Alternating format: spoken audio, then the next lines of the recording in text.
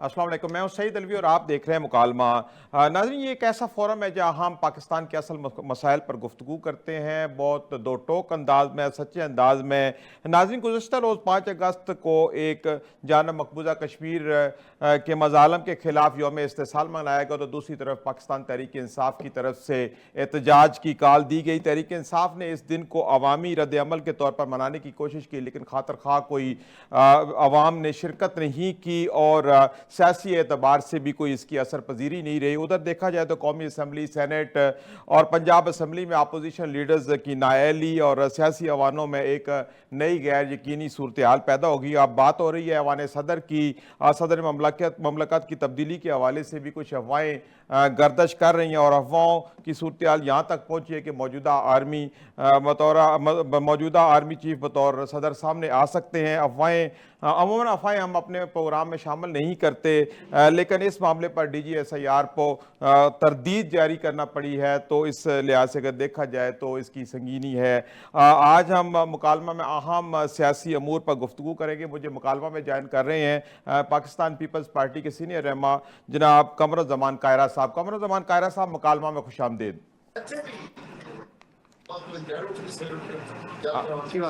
जी कमरुज़्ज़मान कायरा साहब, आपको प्रोग्राम में खुशामदीद। बहुत शुक्रिया जी, बहुत शुक्रिया। कमरुज़्ज़मान कायरा साहब, क्या समझते हैं कल जो पाकिस्तान तहरीक इंसाफ की तरफ से एक अवामी कॉल दी गई और कोई खातर खा अवामी रद्द अमल सामने ना आया, तो आप क्या समझते हैं कि इसमें कोई पाकिस्तान तहरीक इंसाफ की अपनी कमज़ोरी है? क्या समझते हैं, क्या इनके लीडर्स इस वक्त काम नहीं कर रहे या मुकम्मल तौर पर एक पेज में नहीं है? क्या पाकिस्तान तहरीक इंसाफ पहले की तरह कल क्यों ना अवामी रद्द अमल दिखा सकी?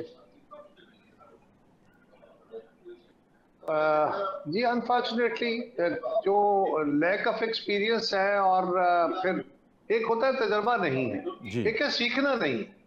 वो दोनों मसाइल के शिकार हैं। एक तो उनको तजर्बा नहीं है, दूसरा वो सीखने को तैयार नहीं। सही। और उसकी मिसाल ये है कि इससे पहले भी हम बार बार उन्हें कहते रहे कि आप जो रास्ता इख्तियार किए हुए हैं ये दुरुस्त रास्ता नहीं है। सही। अल्टीमेटली इस राह पे चलते हुए आप अपने लिए भी और सियासत के लिए भी मुश्किलात पैदा करेंगे। आज वक्त वहां खड़ा है। सही। और देखना यह है कि उन्होंने एहतजाज कौन सा था जिसमें उन्होंने बहुत ज्यादा एहतजाज किया? सिर्फ वही एहतजाज जहां से खैबर पख्तूनख्वा से, जहां पे उनकी हुकूमत है और वहां की हुकूमत वहां की इंतजामी मशीनरी को, वहां की फिजिकल मशीनरी को और अपने साथ लोगों को मुसल्लह होके और वो लेके आए लोगों को, और उसके नतीजे में वो कुछ लोगों को इकट्ठा कर पाए या एक लॉ एंड ऑर्डर की सूरत हाल क्रिएट की। उसके अलावा तो PTI ने कोई बड़ा जुलूस जलसा नहीं किया जब से वो स्टेट के खिलाफ रजिस्टर्स करना शुरू किया। सही है। अच्छा कमरुज़्ज़मान कायरा साहब, क्या आप समझते हैं कि जिस तरह थोक के हिसाब से इनको सजाएं मिल रही हैं इनके लीडर्स को, तो क्या PTI के लीडर्स को बहुत ज़्यादा सजाएं होने की वजह से भी कोई अवामी रद्द अमल जो है उस तरह सामने नहीं आ सका? लोग डर गए हैं गिरफ्तारियों से, मुकदमात से और सजाओं की वजह से?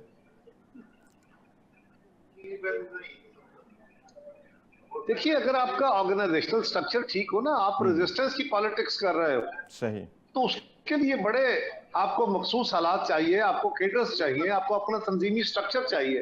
इस वक्त PTI का प्रॉब्लम यह है कि नीचे तो स्ट्रक्चर है ही नहीं, ऊपर भी अगर आप देखते हैं तो खान साहब ने भी बावजूद तसलसल के साथ फेलियर्स के उन्होंने अपने पीछे कोई स्ट्रक्चर नहीं खड़ा किया, बल्कि यानी एक तरफ कोई बंदा वकील उनको मिलकर निकलता है तो वो अपना बयान देता है, खान साहब ने ये कहा है, खान साहब की हमशीरा मिलकर आती है तो वो कोई और बयान दे देती है, बैरिस्टर गौहर साहब कोई और बयान देते हैं। हमारी जमातें भी रजिस्टर्स की पॉलिटिक्स करती रही, मेरी जमात ने बहुत की, लेकिन हमारे यहाँ ये होता था, हमारी क्यादत में थी उस वक्त जदीद मीन्स ऑफ कम्युनिकेशन नहीं थे। जी बिल्कुल। तो हमारे जो सीनियर लोगों की मुश्तमिल एक कमेटी होती थी, वो कमेटी इख्तियार रखती थी फैसले करने का, और जहां कहीं जरूरी होता था वो क़यादत के साथ टेलीफोनिकली राब्ता कर लेते थे। खान साहब ने ये काम शुरू से नहीं किया, उन्होंने अपना सेकंड केडर नहीं बनने दिया। सही। और यही उनका नुकसान है। उनके बाद पीछे एक खिला है, हर बंदा अपने तौर पे लीडर है, हर बंदा दूसरे के खिलाफ चल रहा है। सही। ये अनफॉर्चुनेटली इक्तदार के दिनों में भी उनका वतीरा रहा, लेकिन जब आप अपोजिशन में होते हैं फिर इसके नुकसान सामने आ जाते हैं। सही। अच्छा कमरुज़्ज़मान कायरा साहब, आप क्या समझते हैं कि कौमी असम्बली, सेनेट और पंजाब असम्बली में अपोजिशन लीडर्स की नाअहली और इतने तेज़ी से नाअहली जो हुई है इन तमाम अपोजिशन लीडर्स की, तो क्या आप समझते हैं कि ये कोई आइनी कानूनी अमल है और या कोई एक सियासी इंजीनियरिंग है? क्या है, क्या सूरत हाल देखते हैं आप? जी, मैं आज ये कर रहा था कि आपने जो सवाल किया कि जो लीडर्स ऑफ द अपोजिशन को सजाएं हुई हैं, तो क्या इस मुल्क के अंदर कोई ऐसा कानून है कि लीडर ऑफ द अपोजिशन को सजा नहीं होगी या नहीं होनी चाहिए? अगर कोई बंदा किसी के ऊपर एलिगेशन लगता है कि उसने कोई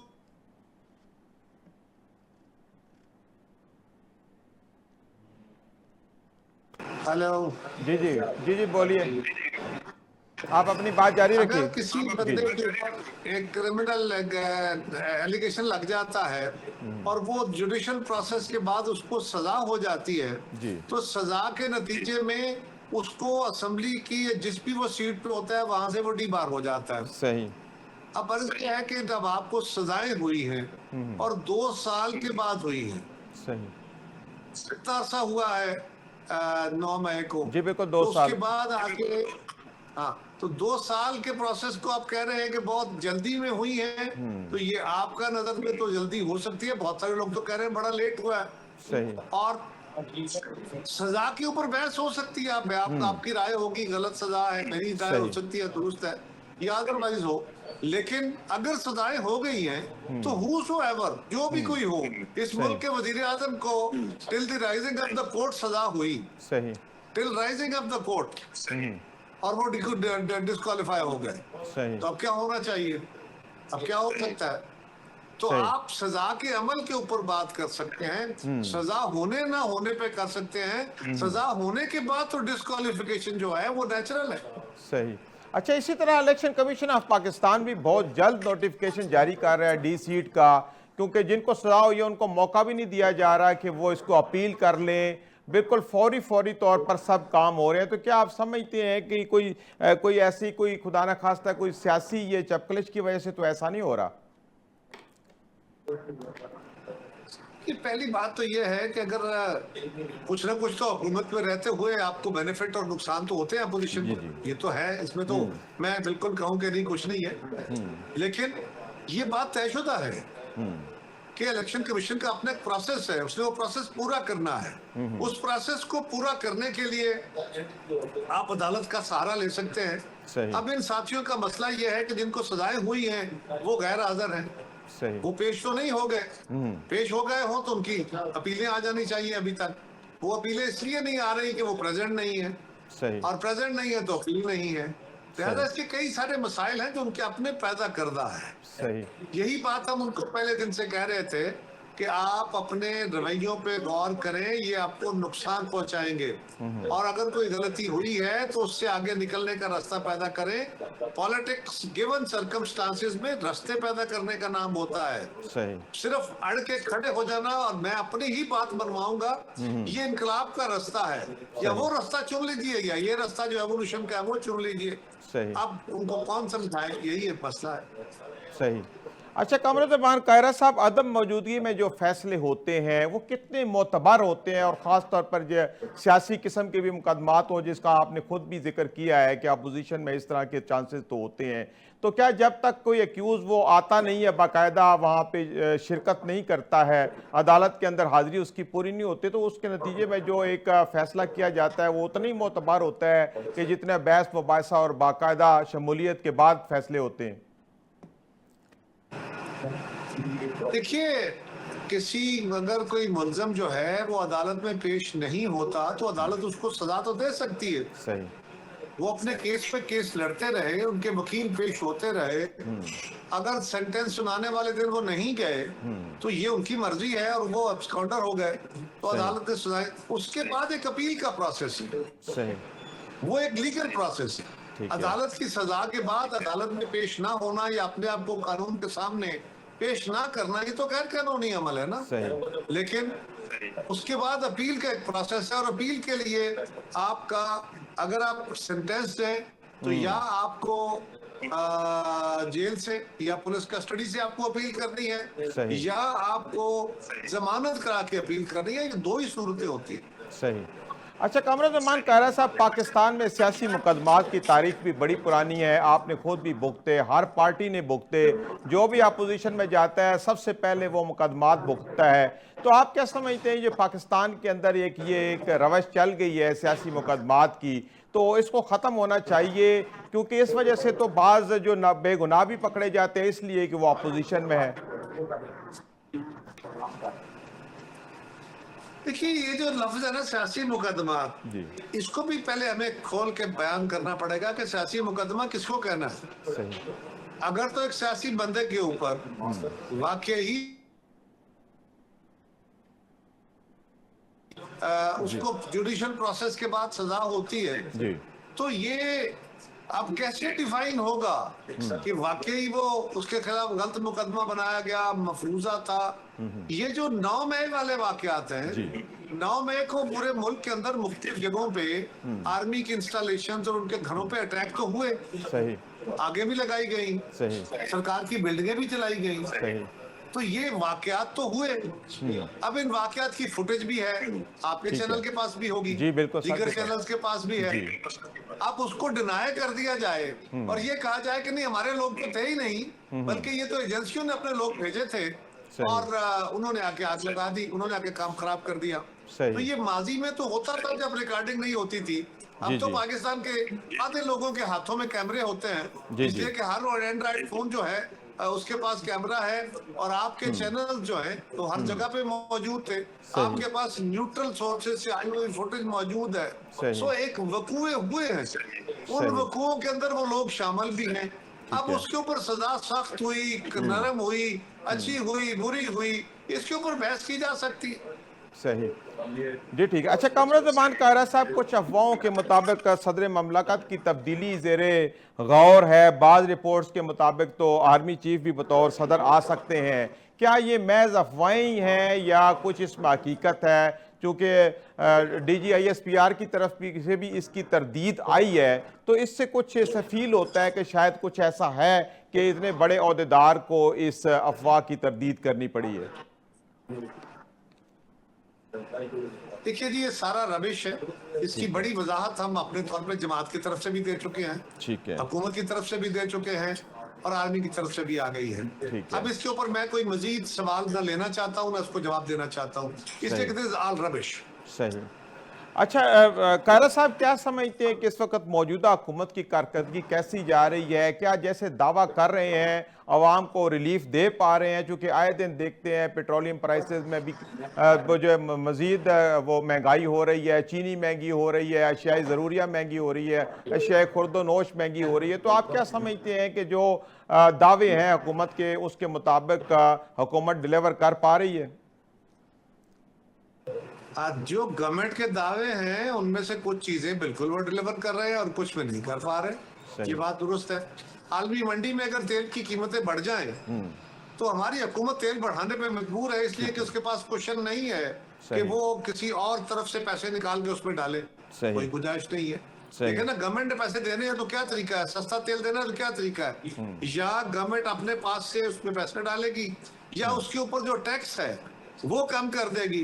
टैक्स कम कर देगी तो गवर्नमेंट की कलेक्शन कम हो जाएगी, गवर्नमेंट की कलेक्शन कम हो जाएगी, बजट में फिर वो गैप आ जाएगा। तो अल्टीमेटली वो गैप कहीं से ब्रिज होना है। सो गवर्नमेंट के पास वो सोर्स नहीं है और आपको आलमी इदारे जो अफसर आपको कर्ज दे रहे हैं वो भी आपको अलाउ नहीं कर रहे और वो भी दुरुस्त है। वो अलाउ इसलिए नहीं कर रहे कि पाकिस्तान के इकोनॉमी के फायदे में नहीं है। सो ये कहना कि जी गवर्नमेंट का नियत नहीं है, हाँ नियत उनकी है, उसके लिए जितनी वो कोशिश कर सकते हैं, जितनी स्पेस उनके पास है वो मौजूद है। मसलन पिछले साल जो बेनजीर इनकम सपोर्ट प्रोग्राम जो इस मुल्क के करोड़ों गरीब तरीन लोगों के प्रोग्राम है, उसके अंदर जो प्रोग्राम था उसमें कुछ 200 अरब रुपए का इजाफा किया गया है फेडरल बजट में। सही। लेकिन दूसरी तरफ कुछ चीजें महंगी भी हुई हैं। महंगी हुई है मेरे और आप या हमसे जो अपर क्लास है उसके लिए, और गरीब तरीन लोगों की जो सब्सिडी है उसमें 200, 250 अरब रुपया ऐड किया गया है। सो ये कहना कि जी इनका तवज्जो नहीं है ये भी मुनासिब नहीं। हाँ ये बात दुरुस्त है। कुछ लोगों का ख्याल है कि हमें जो डेवलपमेंट एक्सपेंडिचर कट करके एजुकेशन और हेल्थ में पैसे देने चाहिए। कुछ लोगों का ख्याल है कि हमें डिफेंस एक्सपेंडिचर को कट कर लेना चाहिए। ये अपने ख्यालात हैं लोगों के, लेकिन जो बैठी हुई गवर्नमेंट है उसने देखना है कि इस वक्त मुल्क के अंदर और रीजन के अंदर जो गिरदोपेश में हालात हैं, क्या डिफेंस एक्सपेंडिचर कट हो सकता है। मौजूदा हालात तो डेवलपमेंट एक्सपेंडिचर को कट करना है तो क्या डेवलपमेंट एक्सपेंडिचर को कट करना सूदमंद है, क्योंकि उसके नतीजे में बहुत सारे कारोबार बंद होंगे, बहुत सारे रोजगार वाले लोग बेरोजगार हो जाएंगे अगर गवर्नमेंट के काम ना चले। तो ये बहस है। लेकिन अगर जब आप कि गवर्नमेंट के पास स्पेस है, देखिए एक चीज याद रखिए, इन सवालों से पहले ये भी बात होनी चाहिए कि देखें फलां जगह पे ये फिस्कल स्पेस अवेलेबल है और गवर्नमेंट इस स्पेस को इधर इस्तेमाल करे। अगर स्पेस नहीं है तो आप ये बात अच्छी तरह कह सकते हैं कि गवर्नमेंट को रेवेन्यू बढ़ाना चाहिए, बिल्कुल बढ़ाना चाहिए। आप क्या एक साल के अंदर अपना रेवेन्यू गवर्नमेंट डबल कर सकती है या 1/3 इजाफा कर सकती है? तो नहीं कर सकती। लेकिन एक बात है, आपने ग्रेजुअली प्रोग्रेस, ठीक है कायरा साहब, आपने आलमी इदारों की बात की, तो आईएमएफ तो ई गवर्नमेंट की बात कर रहा है, स्मार्ट गवर्नमेंट की बात कर रहा है, राइट साइजिंग की बात कर रहा है, लेकिन हुकूमत तो अपना साइज बढ़ा रही है। इसकी क्या वजूहात हैं? जब अगर आलमी इदारों के कहने पे ही चलना है तो फिर आईएमएफ तो कहती है कि आप स्मार्ट गवर्नमेंट लेके आए, तो फिर उस तरफ गवर्नमेंट क्यों नहीं जा रही? देखिए आईएमएफ तो आपको नहीं कहता ना मेरी हिदायत के मुताबिक चलें, वो तो आपको नहीं कहता कि मुझसे पैसे लें। जब आप उससे पैसे लेते हैं तो वो कहता है मेरे पिछले पैसे आपने दिए नहीं, नए मांगने आ गए हैं, और आपने मुझसे वादा किया था कि हम ये काम करेंगे और हमें बचत आएगी और हम आपका कर्जा उतार देंगे। अब आपने वो काम नहीं किए थे, लिहाजा आपके पास पैसे नहीं, आपने मेरे कर्जा नहीं उतारा, तो मैं आपको नए पैसे कहां से दूं? ठीक है। तो अब आप नए वादे करते हैं, फिर वो आपको कहता है कि जो आपने मुझे कहा था कि ये काम करना है वो तो काम नहीं हो सका। अब मेरी ये शराइत है, सो अगर आपने नहीं मानी उनकी बातें तो ना माने, उनसे कर्ज ना ले। दूसरी बात, गवर्नमेंट के साइज में इजाफा हुआ है, मैं ये सुन के खुद हैरान हूँ। क्या इजाफा हुआ है? क्या कोई नया महकमा खड़ा किया गया है? क्या कोई नई नौकरियां दी गई हैं? वजारतें तो इसी तरह ही है सर, पुरानी हुकूमतों की तरह बहुत ज्यादा वजारतें हैं। आए दिन फिर अभी फिर पंजाब में बात हो रही है कि वजारतें बढ़ाई जा रही हैं मरकज में। देखें फिर इसके अलावा पार्लियामेंटेरियंस की जो तनख्वाहें हैं वो कई गुना बढ़ा दी गई हैं। जी नहीं, ऐसे नहीं है यार। पहले बात ये देखिए कि एमएनए की तनख्वाह बढ़ाई गई है, कितनी बढ़ाई है? आपके इल्म है कि एमएनए की तनख्वाह कितनी थी पहले? कई सौ गुना, सारे अलाउंसेस मिला के 1.5 लाख रुपए मिलता था महीने का। जी क्या एक असेंबली के मेंबर को 1.5 लाख रुपए मिलना चाहिए? काफी पैसे हैं।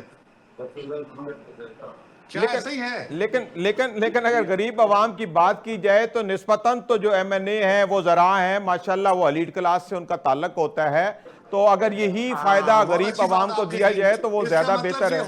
इसका मतलब ये हुआ कि आपने आइंदा के लिए एलीट क्लास के लिए पॉलिटिक्स मुतय्यन कर दी। क्या तो पाकिस्तान के अंदर तो एलीट क्लास ही कर रही है कायरा साहब। आपका पीपल्स पार्टी का पहला दौर तो गया कि जब एक गरीब आदमी भी जो एमएनए बनता था, वजीर बनता था। आप बताएं, अब आप पार्लियामेंट में जब इलेक्शन होता है, जब वहां पे इजलास होते हैं, आप जाके बाहर गाड़ियां देखें, उनके वहां पे सेटअप चेक करें, आप दो तो टिकटॉकर साथ चल रहे होते हैं, कितने शाहाना तरीके से हमारे मेंबरान आते हैं। तो अब इसी को देख के हम ये कह रहे हैं ना, हम तो कोई ये तो नहीं किसी और अंदाज के अंदर। जी खैर जाए जरा, इस मुल्क के अंदर जजेस की बड़ी तनख्वाहें हैं। हाई कोर्ट सुप्रीम कोर्ट के जज 20-25 लाख रुपए तनख्वाह लेते हैं। सही 10 लाख में गुजारा हो सकता है, काट दें उनकी तनख्वाहें। तो यही ओवरऑल यही बात की जाती है ना कि जहां से कट सकते हैं वहां काटे और आवाम को सब्सिडीज दें। जिक्र नहीं किया। सही, एक मिनट ठहरिए। जी आपने मीडिया ने कभी किसी और का जिक्र नहीं किया। आप सिर्फ ये कहेंगे एमएनए की तनख्वाह बढ़ा दी गई। ओ भाई, एमएनए को तनख्वाह मिलती कितनी थी? आपके ग्रेड 18 के मुलाजिम के बराबर। अगर उसकी तनख्वाह में इजाफा हुआ है तो वो बहुत बड़ा इजाफा नहीं है पाकिस्तान के बजट के मुताबिक। लेकिन इसको एक तरफ रखते हुए सवाल ये है कि ये आसान है ना, सियासत हमको गाली देना आसान काम नहीं है। कायरा साहब ऐसी कोई बात नहीं है। अभी आप देखें, कम से कम जो उजरत है 40,000 रुपए अब की गई है। आप 40,000 रुपए में 2 बंदों का बजट बना के दिखा दें। चले, आपके पार्लियामेंटेरियंस की बात नहीं करते, पब्लिक की बात कर लेते हैं सर। मेरे भाई, क्या आपके पास आपके प्राइवेट सेक्टर और गवर्नमेंट सेक्टर में स्पेस है? अगर आप ये तनख्वाह लाख रुपए करना चाहते हैं, कर नहीं सकते, उनके पास स्पेस नहीं है। इसलिए कि पाकिस्तान भाई के अंदर आपने इकोनॉमिक जैसे ना- एक्टिविटी नहीं है। मेरे अजीज, आप हर चीज के आगे सवाल चलते चले जाएंगे तो इसका कोई लिमिट नहीं होगी ना। सही। मैं तो सिंपल ये कह रहा हूँ कि आपकी राय अच्छी है कि तनख्वाहें बढ़नी चाहिए, सही। लेकिन तनख्वाहें बढ़ने के लिए पैसे होने चाहिए। जी जी। वो पैसे कहाँ हैं सही। और कहाँ से आने हैं, ये ठीक भी है। तो साफ जवाब देना है ना। जी जी। खाली एक बात कहते रहने से तो काम नहीं चलेगा। दूसरी बात यह है कि गवर्नमेंट ने जो काम किए हैं जी अभी तक, उन्होंने यकीनन एक मुश्किल तरीन सूरत हाल का सामना किया है, सही। मुश्किल तरीन फैसले किए हैं, सही। जिसके नतीजे में महंगाई भी बढ़ी, ठीक है। लोग भी तंग हुए, जी। मुश्किलात भी बढ़ी। तो कोई हुकूमत पॉपुलर अपना अनपॉपुलर तो नहीं होना चाहती, सही। ये मजबूरियां होती हैं, ये लिहाजा मजबूरी के फैसले हैं, कोई शौक के फैसले नहीं। सही सही। जी ठीक है। अच्छा, कमरुज़्ज़मान कायरा साहब, अगर पंजाब हुकूमत की बात की जाए तो मरियम नवाज साहिबा की क़यादत में जो हुकूमत चल रही है, आप कैसे देखते हैं कि अवामी खिदमत के मंसूबे जो आए दिन यहाँ पे लाहौर से अनाउंस होते हैं, क्या आप समझते हैं, आप तो खुद सियासतदान हैं और खुद स्ट्रीट पॉलिटिक्स करते हैं, आपका ताल्लुक भी पंजाब से है, तो क्या ये लाहौर से जो मंसूबे दिन ब दिन अनाउंस होते हैं, इनके फ्यूज़ और बरक़ात जो हैं वो ग्राउंड लेवल पे पहुँच रहे हैं, लोग इससे मुस्तफ़ीद हो रहे हैं? पहली बात तो यह है जी कि जो भी मंसूबे होंगे वो या इस्लामाबाद से जारी होंगे या लाहौर, कराची, कोयटा और पेशावर से जारी होंगे, क्योंकि सूबाई दारुल-हुकूमतों में हुकूमतें बैठती हैं या मरकज़ी, तो वहीं से आते हैं नेचुरली। लाला मूसा से तो नहीं आएंगे ना जी। सो जब वहां से मंसूबे आएंगे, पंजाब गवर्नमेंट ने बहुत सारे मंसूबे शुरू किए हैं, बहुत अच्छे भी हैं, कुछ पे बहुत एतराजात भी हैं, लेकिन एक बात बहरहाल पंजाब गवर्नमेंट को भी करना चाहिए, उन्होंने काफी सारे काम किए जिनके जो नीचे आस्ता आस्ता जाते हैं ना जी। एकदम मैं आज कहूँ, मेरा एतराज हो सकता है कि जी आपने फलां फलां फलां मंसूबे जारी किए थे, अभी तक मेरे जिले में तो उसके असरात आए नहीं है, तो मुझे कम से कम उस मंसूबे को शुरू हुए साल एक का टाइम तो देना पड़ेगा ना कि आप एक पूरा पैरेलल एक प्रोग्राम शुरू करने लगे हैं, तो नीचे तक उसके असरात जाते हुए या उसकी तकसीम पहुंचते हुए या उसके समरात जाते हुए कुछ 6 महीने साल तो टाइम देना चाहिए। और पंजाब गवर्नमेंट को भी चाहिए कि वो भी एक सीरियस रिव्यू साथ रखे कि जो जो मंसूबे उन्होंने शुरू किए थे उनकी ऑन ग्राउंड पोजीशन क्या है, जो साल पहले शुरू हुए थे, 1.25 साल पहले शुरू हुए थे, आज कहाँ खड़े हैं, और उनका एक प्रॉपर फीडबैक ले रहे होंगे, लेकिन उनको लेना चाहिए, इसी तरह बाकी सूबों को भी करना चाहिए। सही है। अच्छा, कमरुज़्ज़मान कायरा साहब, जो पंजाब में इदारों के अंदर फिर एक सेम मैंडेट के इदारे बनाए जा रहे हैं, तो आप क्या समझते हैं कि जब एक इदारा मौजूद होता है उसी डोमेन में फिर एक इदारा, फिर उसके अंदर से फिर एक और इदारा निकालना, तो क्या ये तरीकाकार आप दुरुस्त समझते हैं? जहां तक ताल्लुक हमारा है जी, हमने तो बाकायदा 17 वजारतें वफाक में खत्म करके कहा था इनको सूबों के हवाले कर दिया जाए। वो उस पर अमल दरामद पूरी तरह नहीं हुआ, कुछ हुआ कुछ नहीं हुआ, वो होना चाहिए। अब आप अगर मुझे स्पेसिफिकली पूछे, क्योंकि आपने बिल्कुल वेग टर्म में पूछ लिया है, मुझे कुछ स्पेसिफिकली बताइए कि क्या किसकी तरफ इशारा कर रहे हैं ताकि मैं उस पर अपनी राय दे सकूं। आप देखें ना, जैसे यहाँ पे एक पैरा फोर्स बना दी गई है, पुलिस की मौजूदगी है, पुलिस की मौजूदगी में CCD बनाई दी है। अगर इन्हीं को ही हम एक मिसाल के तौर पे लेते हैं कि अगर एक पुलिस का महकमा काम कर रहा है, आप पैरेलल 2 और एक इदारे खड़े कर देते हैं, तो आपके ख्याल में क्या ये एक मुनासिब तरीकाकार है? इससे गवर्नेंस बेहतर होगी या हुकूमत के ऊपर इसका बोझ बढ़ेगा? देखिए, जो पॉलिसिंग के इदारे हैं ना जी या जो पॉलिसिंग के एक्सपर्ट्स हैं जी, ये उनकी राय के मुताबिक हुकूमत चलती है और उसके ऊपर बड़ी डिटेल डेलिब्रेशन होती है। इसमें पुलिस के लोग भी होते हैं, इसमें सिविल ब्यूरोक्रेसी भी होती है, इसमें जुडिशरी के लोग भी होते हैं और इसमें पॉलिटिशियन भी होते हैं। इदारे बनाए गए, पहले मुझे याद है जब मैं छोटा होता था तो पुलिस के अंदर से ही कुछ लोगों को ट्रैफिक पुलिस की ड्यूटियां दे दी जाती थी, उन्हीं के अंदर से कुछ लोगों को क्राइम फाइटिंग की ड्यूटियां दी जाती थी या सिक्योरिटी ड्यूटियां दी जाती थी। फिर ग्रेजुअली ये काम क्योंकि बढ़ता गया, आबादी बढ़ती गई और नेचर बदलती गई और लोगों की फैसिलिटियां या इसके ऊपर चैलेंजेस बढ़ते गए, तो फिर नए नए इदारे खड़े किए गए। वो इदारे थे तो एक ही अम्ब्रेला के नीचे, यानी आज जो हमारी पुलिस है ये सारी की सारी एक IG के नीचे है, लेकिन उन्होंने पहले उनके AIG थे, अब उन्होंने मुख्तलिफ अथॉरिटीज बना दी हैं। तो अब हमारे पास ट्रांसपोर्ट की महकमे अलग हैं, पहले गाड़ियां थोड़ी होती थी, अब बहुत ज्यादा हैं, उसके चैलेंजेस बहुत ज्यादा हैं। लाहौर शहर देख ले, इस्लामाबाद देख ले, कराची देख ले, तो यहाँ पे ट्रैफिक की पुलिस अलग कर दी गई, हाईवेज की पुलिस अलग कर दी गई, मोटरवे बने उसके लिए पुलिस अलग कर दी गई। तो पुलिस के महकमे अंदर तब्दीलियां करके नई चीजें खड़ी करनी बेहतरी के लिए है। अगर स्पेसिफिकली कोई हो कि फलां काम करने से नुकसान हुआ और उसकी कोई बेहतरी नहीं आई, तो बिल्कुल उस पर बात करनी चाहिए। साहब, आप क्या समझते हैं कि पंजाब में स्कूलों और अस्पतालों की जो आउटसोर्सिंग की जा रही है, इसमें वो सारे जितने भी वो फंड्स हैं वो भी हुकूमत के हैं, इंफ्रास्ट्रक्चर भी हुकूमत का है, लेकिन मैनेजमेंट को आउटसोर्स किया जा रहा है, तो आप क्या समझते हैं कि ये तरीक़ाकार ठीक है, इससे अवामी सहूलियात में इजाफा होगा?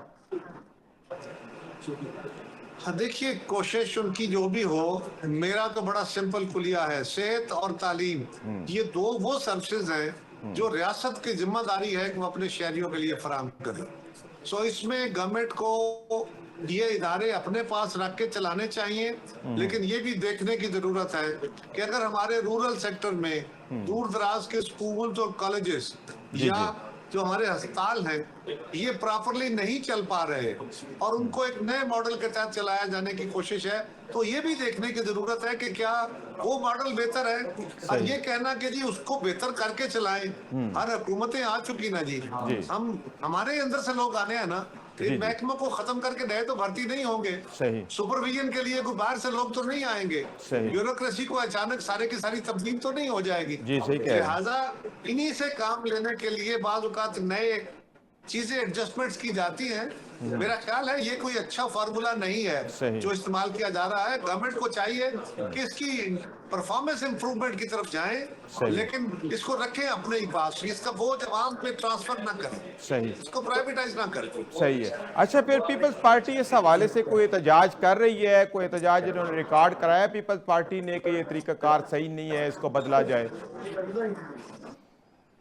देखिए, एहतजाज तो हम बिल्कुल कर रहे हैं, जहां तक आवाज उठाई जा सकती है बिल्कुल कर रहे हैं। एक एहतजाज ये है कि हम असम्बलियों को ब्लॉक करने की कोशिश करें, हम नहीं कर रहे हैं, इसलिए कि हमारी हुकूमत है सिंध के अंदर, हम पंजाब से कई चीजें मुख्तलिफ कर रहे हैं, कई चीजें वो हैं जो पंजाब कर रहे हैं हम नहीं कर रहे हैं, कई वो हैं जो हम कर रहे हैं पंजाब नहीं कर रहा है। लिहाजा इसके ऊपर आप अपनी अपनी राय और देखना ये भी होता है कि आप एक मरकज के खिलाफ एहतजाज करें या एक सूबे के खिलाफ एहतजाज करें, तो कल वो आपके खिलाफ एहतजाज करें तो क्या काउंटर प्रोडक्टिव तो नहीं होगा।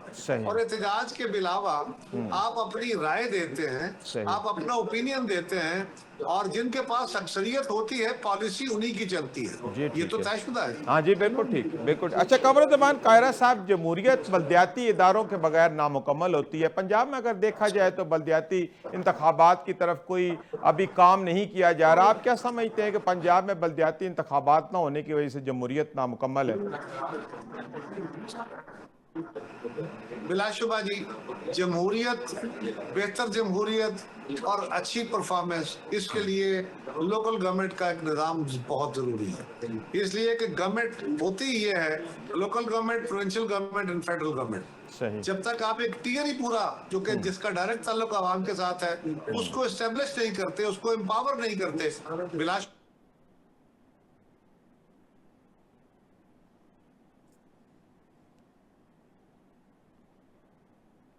जी, मैं तो बावजूद इसके कि जनरल मुशर्रफ का बेहतरीन मुखालिफ था, लेकिन जनरल मुशर्रफ के दौर में जो लोकल बॉडीज का निज़ाम दिया गया, उस निज़ाम के बहुत अच्छे समरात थे, उसमें कुछ चीजें इंप्रूव करने की जरूरत थी, वो करनी चाहिए थी, लेकिन लोकल गवर्नमेंट के निज़ाम को खत्म करके या मुअत्तल करके ब्यूरोक्रेसी के जरिए इसको चलाना, ये तजर्बा किसी सूरत बेहतर नहीं है। फौरी तौर पे लोकल बॉडीज के इंतखाबात की तरफ जाना चाहिए। अच्छा, इस सिलसिले में पाकिस्तान पीपल्स पार्टी पंजाब हुकूमत से राब्ता कर रही है और बल्दियाती इंतखाबात के हवाले से कोई मुहिम चला रही है पीपल्स पार्टी? जी बिलाशुबा, हमारे लोग, हमारे गवर्नर साहब, हमारी फेडरल जमात, हमारे सूबे की जमात, हमारे सूबे के जो हमारे एमपीएस हैं, वो सारे इस बात पे एहतजाज कर रहे हैं, वो असम्बलियों में बातें कर रहे हैं, वो जलसों में बातें कर रहे हैं। मैं भी अपनी जमात का तर्जमान हूँ, मैं आपके प्रोग्राम में ये के बात कर रहा हूँ कि लोकल गवर्नमेंट के निज़ाम के बगैर जमहूरी निज़ाम नहीं चलता, तो उसको होना चाहिए। तो बिल्कुल हम अपनी आवाज़ उठा रहे हैं। सही है। अच्छा, कमरुज़्ज़मान कायरा साहब, ये पंजाब में दो ऐवानी निज़ाम की भी बात की गई है। अमजद अली जावेद साहब MPA की तरफ से भी एक करारदाद पेश की गई और मंजूर की गई कि पंजाब में दो ऐवानी निज़ाम होना चाहिए। तो आप क्या समझते हैं कि इस तरह का कोई निज़ाम अगर मुतारफ़ करवाया जाए तो वो जमहूरियत के लिए बेहतर रहेगा? दो ऐवानी निजाम, जी, सेनेट और जो आपने दो असम्बली की ऐवानी तरह। निजाम फरमाया। ये अभी को 2-3 माह पहले देखिए, अमजद मुझे नहीं पता उन जी, साहब का क्या जी, ख्याल है, अमजद क्योंकि अली जावेद साहब की MPA की तरफ से एक करारदाद मंजूर की गई नहीं कि देखिए, एक की जगह दो ऐवान होने चाहिए, ऐवान बाला और ऐवान ज़ेरी देखिए ना पंजाब के अंदर, वो करारदादों को करारदाद छोड़िए मंजूर ना, की गई। देखना ये है, देखिए ना, मुझे नहीं पता करारदाद असेंबली के अंदर हो सकता है कुछ 20 लोग बैठे हो, जी, किसी ने सुनी ना हो कि क्या बात हुई है। सही, मेरे इल्म में तो नहीं है कि सही, उसके अंदर एसेस क्या है। दो सही, ऐवानी निजाम बनाया इसलिए गया था, जी, दुनिया में हर जगह दो ऐवानी निजाम नहीं होता। दो ऐवानी निजाम इसलिए बनाया गया था जी, कि हम एक फेडरेशन है, जी, फेडरेशन के अंदर जो कौमी असम्बली है जी, वहां पे तो आबादी के मुताबिक आपके नुमाइंदे होते हैं, ठीक है, लेकिन हाउस ऑफ फेडरेशन जी, सेनेट है, जी, जी, वहां पे सारे सूबों के नुमाइंदे बराबर होते हैं, ताकि सही, सूबों के अंदर ये जो हार्ड बर्निंग होती है ये ना हो, और जी, उनकी जी, आवाज हर जगह बराबरी की आवाज भी पैदा हो सके ठीक सेनेट के है, अंदर। ठीक अब है, सूबों में कौन सी बराबरी पैदा करनी है, जी, उसके पीछे उनका क्या लॉजिक है मुझे नहीं पता, सही, लिहाजा इस पे बात क्या की जाए। सही। अच्छा, कमरुज़्ज़मान कायरा साहब, पंजाब में पीपल्स पार्टी कम नज़र आती है, क्या वजूहात हैं? क्या आइंदा आने वाले इलेक्शन में पीपल्स पार्टी अपना जो पुराना एक वक़ार है वो बहाल करेगी, मेंबरान असम्बली की तादाद बढ़ेगी और कुछ इसकी तंजीम साजी के हवाले से कोई काम हो रहा है पंजाब में? जी, तंजीम साजी के ऊपर काम जारी है। इस वक्त भी हमारी तंजीम जो है, पंजाब की तंजीम, वो जिलों में, डिवीजन में और नीचे तंजीम के मुख्तलिफ जो चैप्टर्स हैं उनको जी, जी, मुकम्मल कर रही है, जी, जी, और एक रिव्यू की पॉलिसी हमारी चल रही है। बिलाशुबा पीपल्स पार्टी पंजाब के अंदर कमजोर हुई है, की गई है, एक लंबे चैलेंजेस हैं, इस प्रोग्राम में उसका वक्त नहीं है कि जी, उसके ऊपर बहस की जाए, लेकिन नेचुरली हर जमात की ये ख्वाहिश होती है, और पीपल्स पार्टी तो इस मुल्क की एक रवायती जमात है, जी, लिहाजा हमने पंजाब में भी, KP में भी, हर जगह पे इंशाल्लाह आपको इम्प्रूवमेंट नजर आएगी। लोगों ने भी देख लिया, PTI को भी देख लिया, मुस्लिम लीग को भी देख लिया, सही, JUI को भी देख लिया, हमें भी देख लिया, जी, हमारी अपोजिशन को भी देख लिया। सही, सो अब लोगों के पास फेयर ओपिनियन का एक मौका होगा, हम सही, तवक्को करते हैं जी। इंशाल्लाह पंजाब में बहुत बेहतर नजर आएगा। अच्छा, कमरुज़्ज़मान कायरा साहब, अभी आपने कहा कि पीपल्स पार्टी को पंजाब में कमज़ोर किया गया। इससे पहले भी कई आपके रहनुमाओं से बात होती है तो कहते हैं नहीं, हमें पंजाब में इजाज़त नहीं है। तो ये जो आपने वर्ड यूज़ किए हैं, इसके क्या मकासद है? कौन नहीं है, कौन आपको कमज़ोर कर रहा है, या आपकी अपनी कमज़ोरी है? क्या वजूहत है कि पंजाब में कुली तौर पर जो पीपल्स पार्टी और अमली तौर पर सियासत में उतनी ज़्यादा एक्टिव नहीं है जितनी कि सिंध में है या दीगर सूबों में है? देखिए, शहीद जुल्फ़िकार अली भुट्टो की हुकूमत का तख्ता क्यों उल्टा गया, जबकि अपोजिशन के साथ मुज़ाकरात फाइनल हो गए थे। ठीक है, शहीद भुट्टो को फांसी क्यों दी गई, जबकि जज कहते हैं हमसे ज्यादती हुई। सही, पीपल्स पार्टी की हुकूमतें, पीपल्स पार्टी को तोड़ दिया गया, गैर जमाती इंतखाब कराए ताकि पीपल्स पार्टी ना आ सके, सही, और उसके बाद फिर अला हाजिर क्या एक लंबी दास्तान है। जी, जी, मोहतरमा बेनज़ीर भुट्टो शहीद को वापसी पे एक मैनेज करके हुकूमत दी गई, पंजाब में हमारी हुकूमतें नहीं बन रही, तो ये एक पूरी दास्तान है। जी, किसी वक्त इस पे प्रोग्राम हुआ तो बात जी, करेंगे। करना चाहिए, तो बिल्कुल ये करेंगे इस हम मुल्क आपसे की खुल के खुली बात। दास्तान है, सही, सही, तो ये खुली दास्तान है कि छुपी हुई नहीं है। सही, लेकिन पंजाब के अंदर पीपल्स पार्टी के खिलाफ 83 में मियां नवाज शरीफ साहब को लेके आया गया, सही, पंजाब में मुस्लिम लीग को ज्यादा मजबूत किया गया, कोई दूसरी राय नहीं है। सही, पंजाब में PTI को मजबूत किया गया, हमारे लोग तोड़ के उधर भेजे गए, ये आपको पता नहीं है, आप भी सही, जानते हैं, मैं भी जानता हूँ। सही। अच्छा, कमरुज़्ज़मान कायरा साहब, आपको नहीं लगता कि बिलावल भुट्टो साहब या आसफ को लाहौर में आना चाहिए और पंजाब में भरपूर तरीके से सियासी कैंपेन चलानी चाहिए? जी, मैंने ये पूछा है कि क्या आपको नहीं लगता कि बिलावल साहब को खुद या आसफा भुट्टो को आके लाहौर में पंजाब की जो कैंपेन है उसको खुद लीड करना चाहिए, पार्टी को लीड करना चाहिए?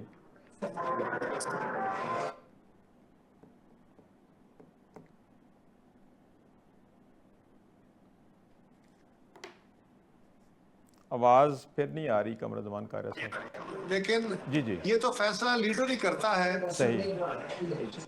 जी ठीक लीडर है। ही करता है कि उसको कब किस वक्त कहाँ होना सही। चाहिए। लेकिन जब इलेक्शन होंगे तो कैंपेन होगी, कैंपेन में वो आएंगे।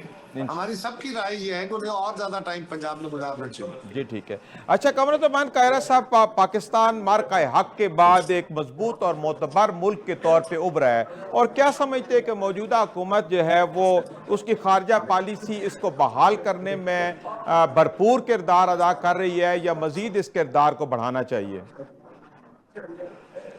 देखिए, ये जो पिछला मार्का हुआ है, बिलाशुबा इस मार्के में हमारी अफवाज ने, हमारी हुकूमत ने, इस मुल्क के लोगों ने, मीडिया ने, सबने बड़ा आला रोल अदा किया है। जी जी और उसके नतीजे में हमारी न सिर्फ दुनिया में कदर बढ़ी है, दुनिया को ये भी पता चला है कि हम कितनी रेजिलिएंट कौम है, जी हम कैसे अपने चैलेंजेस का सामना करते हैं, किस तरह यकजान भी हो जाते हैं। सही। ये बड़ा आसान कदम है। हमारी खारजा महाज पे हमारी हुकूमत ने अपोजिशन को भी ऑन बोर्ड किया, हमें भी ऑन बोर्ड किया। और जब नरेंद्र मोदी की गवर्नमेंट ने जंग हारने के बाद एक ऑफेंसिव लॉन्च किया दुनिया में हमारे खिलाफ, जी सफारती, उसके जवाब में भी हमारा सफारती ऑफेंसिव हुआ कि हमारा जो टीम गई उसको बिलावल साहब ने हेड किया, तो सही। वो भी बड़ा आला रोल अदा करके आए हैं। सही। तो ये तो बात दुरुस्त है कि पाकिस्तान इस वक्त बेहतर खारजा पॉलिसी की तरफ सफर कर रहा है, सही। लेकिन इसमें बहुत इंप्रूवमेंट की गुंजाइश भी है और करने की जरूरत भी है और सही। होनी भी चाहिए। सही। अच्छा कमरुज़्ज़मान कायरा साहब, कश्मीर इशू जो है वो बैन अवी सतह पर उजागर करने के लिए जो इकदाम हुकूमत पाकिस्तान कर रही है, आप क्या समझते हैं काफ़ी है या मज़ीद इकदाम करने चाहिए? क्योंकि मार्का हक के बाद कश्मीर इशू भी मौजूद बहस बना है, दोबारा जिंदा हुआ है, तो अभी जो इकदाम हुकूमत की तरफ से हो रहे हैं, क्या आप समझते हैं कि सफारती सतह पर इन इकदाम को मज़ीद तेज़ करने की ज़रूरत है? देखिए, कश्मीर का इशू बिलाशुबा कश्मीर के ऊपर हिंदुस्तान का मुसलसल एक खिताब रहा है। और नरेंद्र मोदी की गवर्नमेंट ने फौजी ऑपरेशन या स्टिंग ऑपरेशन के साथ साथ जो उन्होंने एक सो कॉल्ड आईनी एक का पार किया है जी उसको दुनिया में पूरी तरह एक्सेप्टेंस तो नहीं हुई, लेकिन जनरली उसमें हिंदुस्तान अपनी कामयाबी समझ रहा था। पाकिस्तान ने तो हर फोरम पे जब से ये हुकूमत आई है, हर फोरम पे जहां भी वजीर आजम या हुक्मरान जमात या हुक्मरान इत्तेहाद के लोग गए हैं, तो वो ऑपरेशन के दौरान हो, वो मार्का हक में हो, वो बाद में सफारती महाज पे हो, हर फोरम पे जाके और दुनिया को रियलाइज कराया है और रियलाइज हुआ है कि हिंदुस्तान पाकिस्तान दो न्यूक्लियर हमसाए हैं, इनके ताल्लुकात में सख्त तनाव और जंगें होती रही हैं, और इसमें देर पा जो अमन है वो सिवाय इसके कि कश्मीर का मसला हल हो, देर पा अमन नहीं हो सकता। सो इसको और उजागर करने की जरूरत है, लेकिन पाकिस्तान की हुकूमत ने, हमारी पार्लियामान ने, हमारे मीडिया ने हर फोरम पे इस मामले को उठाया। सही। अच्छा कमरुज़्ज़मान कायरा साहब, अभी एक इलाकाई तंजीम भी मार्ज़ वजूद में आ रही है जिसमें पाकिस्तान, चाइना, ईरान, तुर्की, आज़रबाईजान है, तो आप क्या समझते हैं किस तरह के कोई इलाकाई तावन की इस वक्त पाकिस्तान को और दूसरे ममालिक को कितनी ज़रूरत है, और आप क्या समझते हैं कि ये जो मुजव्ज़ा एक बुलाक है ये बन पाएगा और इससे कोई फ़ायदा होगा इलाके को? ये सेकंड वर्ल्ड वार के बाद जो दुनिया का नया नक्शा तश्कील में आया था ना जी, वो था इंटरनेशनल कोऑपरेशन का। लेकिन वक्त के साथ साथ फिर ये भी हुआ कि रीजनल तंजीमें बनी। रीजनल कोऑपरेशन ने दुनिया के बहुत सारे ममालिक में रीजन्स के अंदर से गुर्बत खत्म करने में और दीगर इश्यूज में बहुत इफेक्टिव रोल अदा किया, और रीजनल कोऑपरेशन इंटरनेशनल कोऑपरेशन का बायस भी बना। ये यूएन के चार्टर के अंदर भी बैठ के भी बहुत सारे फोरम बने। सो ये हमारे यहाँ भी बना था सार्क, लेकिन हिंदुस्तान की हटधर्मी की बदौलत सार्क गैर फाल फोरम हो गया। इसी तरह और भी हमारे रीजनल फोरम बने हैं जिसका पाकिस्तान हिस्सा है, लेकिन सबसे बड़ा मसला उसमें हिंदुस्तान है जो एक बड़ा मुल्क है, बड़ी इकोनॉमी है बिलाशुबा, वो जिस फोरम में आता है उसको गैर फाल कर देता है। ये बात हम सबके के लम्हा फिक्रिया है, और उसमें अगर कोई फोरम और तश्कील पाता है तो वो यकीनन पाकिस्तान के फायदे में होगा, और पाकिस्तान की हुकूमत अपने पॉलिटिकल दोस्तों के साथ मशावरत के बाद या पॉलिटिकल पार्टियों से मशावरत के बाद उन फोरम्स में जरूर जाना चाहिए।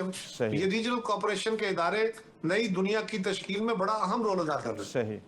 सही। अच्छा कमरुज़्ज़मान कायरे साहब, हायरा जो ईरान के सदर का दौरा हुआ है पाकिस्तान का, आप क्या समझते हैं कि इस दौरे से दोनों ममालिक के जो ताल्लुकात है बेहतर होंगे और इलाकाई सतह पर पाकिस्तान का जो किरदार है वो मजीद बेहतर होगा?